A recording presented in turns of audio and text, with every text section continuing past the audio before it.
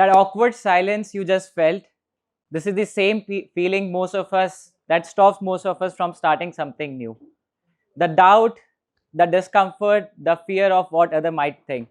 Good afternoon, everyone. My name is Divyansh, and since I was a teenager, I worked on many ideas. Some failed, some survived, and some turned into companies people now recognize. And through all of it, I realized something very important. The hardest part isn't building, but it's starting. Let's do something together.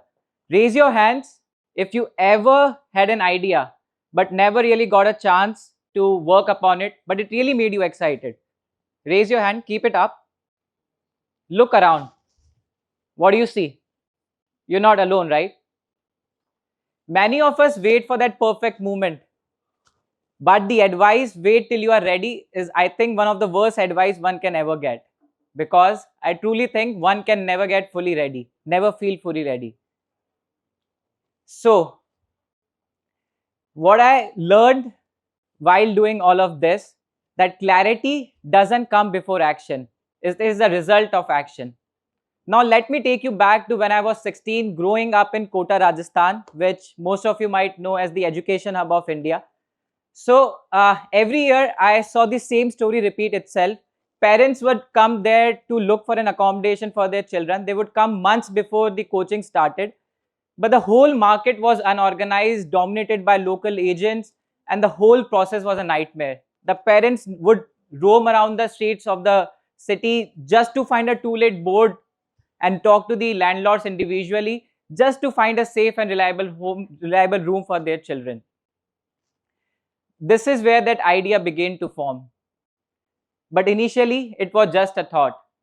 But when I discussed that with two of my closest friends, we decided to give it a go, and that's how Roomkart.in came into the picture. It was a student accommodation platform where anyone from across any part of India could look for a suitable, affordable, and reliable accommodation for themselves while sitting back at their homes. Starting Roomkart wasn't easy. We didn't know anything about running a business. We had no mentors. We had no funding. We didn't even have separate laptops to work on. But we kept going. I still remember our first sales pitch. We were standing outside a landlord's PG, very nervous, extremely scared, rehearsing our lines. And when we ended up with completing our presentation, the landlord looked at us and said, and I quote, "Beta, tum apni padhai pe focus karo, in sab mein kuch nahi rakha hai." And for a moment, I actually believed him. But I don't know why, we still kept going. We cold dialed all the landlords across the city. We were typing out room description all night, fueled mostly by eating Maggie and drinking coffee. But through all of it, what I realized was that what the most important thing was for us at that moment was to just keep on going, because it actually worked in the end. We ended up raising 10 lakhs in funding, got featured in national media, and even won the state level entrepreneurship award. But however, Roomkart didn't have a long run. All three of us went separate paths after school, but it was real, and that made all the difference for us. After that, when I moved to London for my graduation and joined UCL, I thought academics will be the most hardest part for me, but it wasn't. The most challenging part was outside the classroom. Coming from a small town, I found myself in a place where everything felt bigger. The conversation, the people, even the pace. Everyone around me seemed so confident in speaking up, in networking, in just fitting in overall. Whereas on the other hand, I felt like an outsider, trying to slowly figure things out. But that is what actually is the meaning of why all we are here today, the courage to begin. I ended up discovering that public speaking is something which I am very scared of. I continuously worked upon myself. I started, because even talking, introducing myself or giving out presentation made me think that I'm stepping out of my comfort zone. But eventually what I realized was growth doesn't happen inside routines. It is those uncomfortable moments that make us strong enough, that help us to grow as an individual. After UCL, when I moved back to India, and I think it was around 2020 when I was graduated from college. While all of my friends were preparing for corporate jobs, I deep down always knew I wanted to build something of my own. But this time the question was what? There were two things that shaped my childhood. One was Ayurveda, because at my home remedies were not found in the tablets first, but in the kitchen and the garden. Second was entrepreneurship.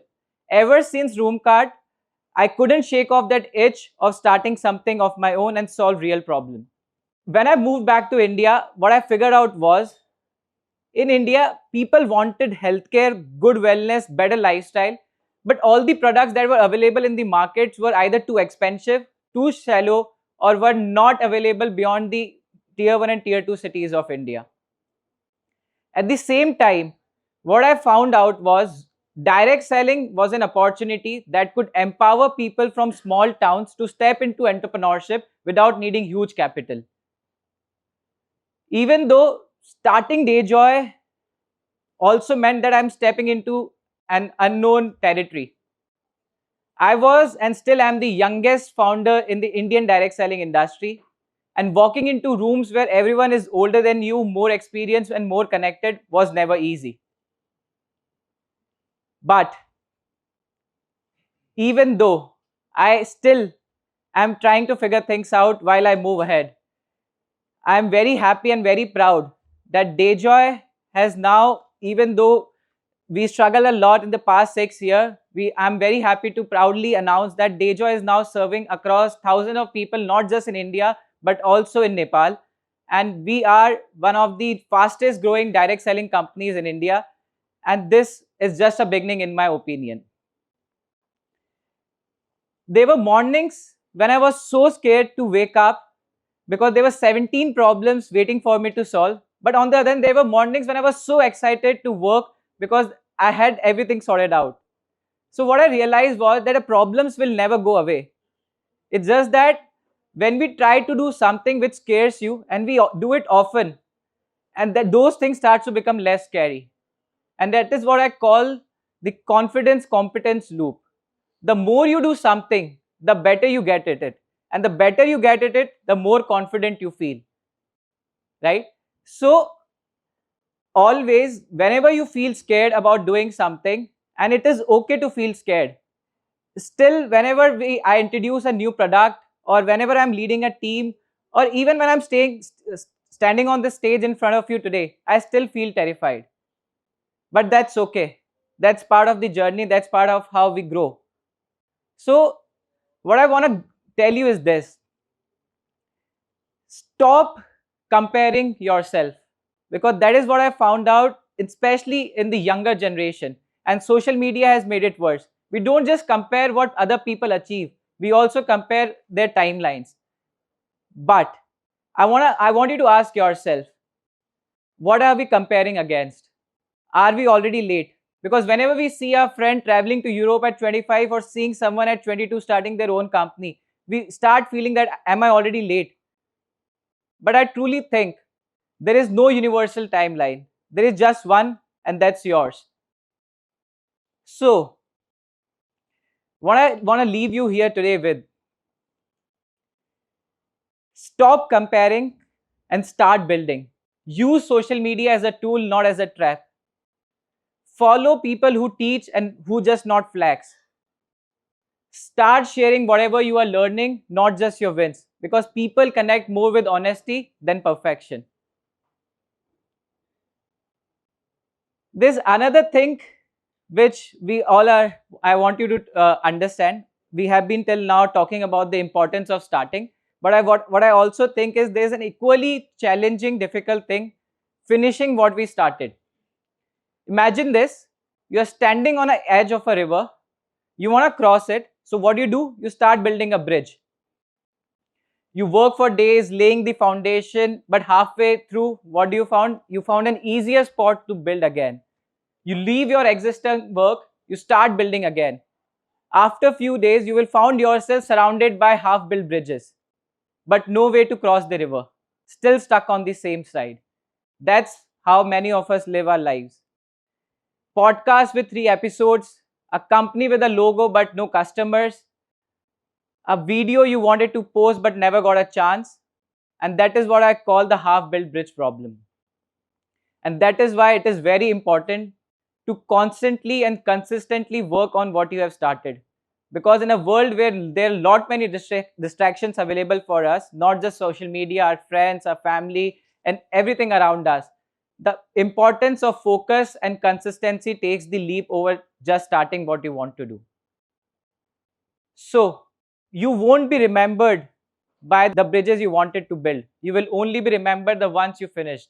So, this is the moment that you have to take a leap, build that confidence inside you, because you're never going to get a chance again. You're never going to feel ready again. This is the moment, just start. Because after starting, what I found out, the doors starts to open. You start figuring things out. And I am telling you this, consider me your friend, your brother, your elder brother, bigger brother, whatever. But the fear will never disappear. So don't aim to be fearless. Aim to be willing. Willing to stumble. Willing to look foolish. Willing to try again and again. Because the difference between those who dream and those who build is the one of them started. And one day, maybe, when you look back, you will say, thank God I began. So thank you, and thank you for having me here. Namaskar.